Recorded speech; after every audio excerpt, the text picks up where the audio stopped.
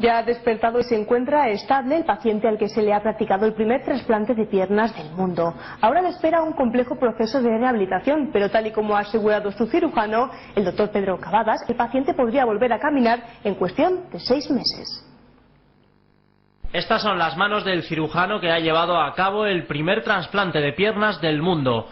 Han sido necesarias más de 10 horas de intervención, la acción solidaria de un donante y el trabajo de 50 profesionales coordinados por el doctor Cavadas para que el joven que perdió sus extremidades pueda volver a caminar. Sería realista pensar que en 6-7 meses podría estar caminando. Cavadas se ha mostrado en todo momento cauto, ya que, tal y como ha asegurado, al paciente le espera un complejo proceso de rehabilitación. El cirujano ha sido el primero en hablar con el recién trasplantado. Más contento que Dios, se puso a llorar cuando vio las piernas.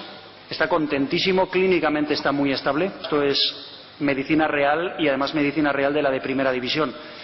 De momento está todo muy bien, pero como digo, solo hace 2 días. En el Hospital Universitario y Politécnico de la Fe también se han practicado otras intervenciones de tejidos, aunque no de este calibre. Es, además, el único centro de España acreditado para realizar este tipo de intervenciones, algo que no ha pasado desapercibido para el doctor. Ponemos las cosas en vez de en valenciano en inglés y ya estamos en el MD Anderson. El inmueble es espectacular. El de la Avenida de Campanar le tengo un cariño enorme a aquel hospital, pero estaba mayorcito ya. En cualquier caso, el doctor Pedro Cavadas trabaja codo con codo con la Comunidad Valenciana, con la Consellería de Sanidad, en parte con el convenio de trasplantes con el cual se ha podido producir este trasplante en el Hospital de la Fe.